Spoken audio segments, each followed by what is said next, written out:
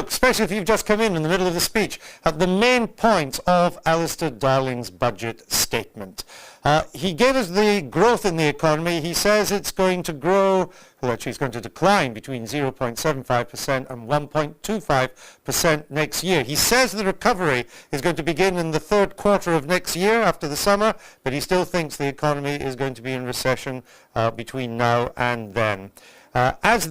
He forecasts a return to growth again. He says growth will be between in 2010 1.5 to 2%. Some in the city may raise their eyebrows at that. And on borrowing, his borrowing forecast for the current fiscal year now is 78 billion, rising to quite a record of 118 billion in the next financial year. Indeed, according to our calculations, between now and the middle of the next decade, the Chancellor is planning to borrow over half a trillion pounds, taking the national debt up to probably about $1 trillion. So, what does that mean in terms of the control of debt to GDP? It means that government debt will now peak, according to the Chancellor's forecast, at 57% of GDP by 2013-2014. I'm not sure we've seen it at that level since the famous Barber boom of the early 1970s.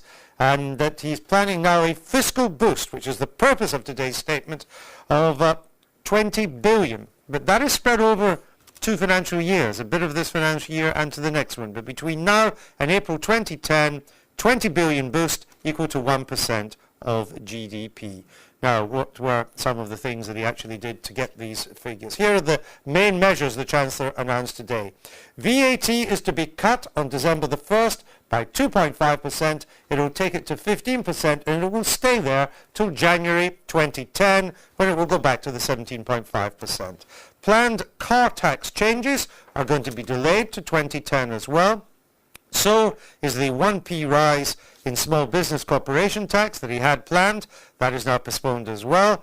And this huge amount of spending, almost 3 billion, that he had to do to compensate those who had lost when the 10p starting rate of tax was abolished. That scheme is now to be made permanent, and indeed people are going to get a little more than the Chancellor had originally envisaged. There are other measures too.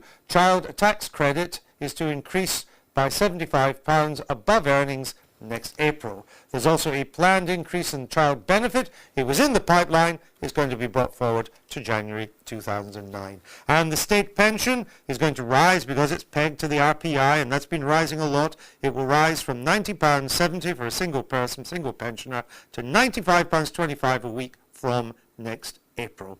Then we come to what you may like to call the big enchilada of this budget, because it involves the increase in national insurance. This is how the Chancellor intends to pay for all the extra spending to get us out of the recession. At least that's what he hopes it will do.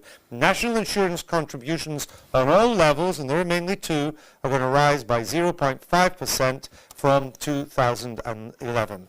Fuel duty is going to be increased to offset the cut in VAT. Fuel duty would come down because of the cut. Prices would come down because of the cut in VAT, but they won't, because fuel duty will rise to compensate.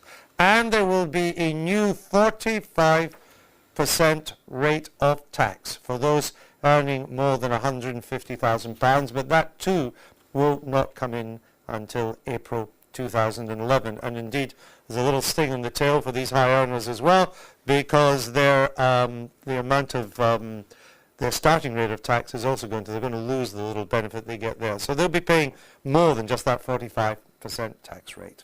That's the main measures in the budget. Robert Peston, poring over the Red Book, which is the budget book, which has just come in there. Do the figures add up? Is this even more debt than we thought? The levels of debt are in line with what we were expecting. However, the area where I think some economists will raise some concern about the numbers is in the growth forecast. They are, the Treasury, Chancellor, much more optimistic about the next 2 or 3 years than many forecasters. The contraction in the economy that they're looking for is somewhere between 0.75% and 1.25% next year.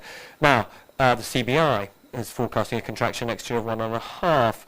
Other forecasters are in that kind of level. So that's one issue.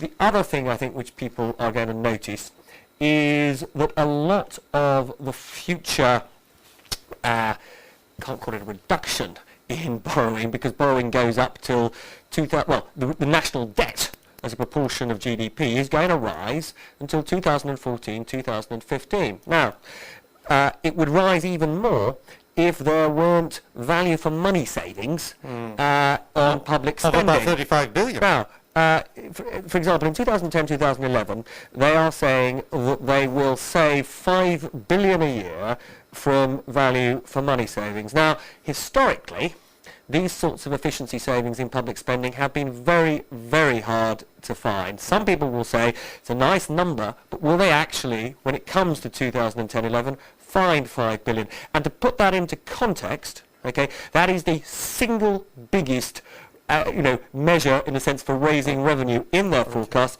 NI, which is the other one, is the big tax change. Let's be clear.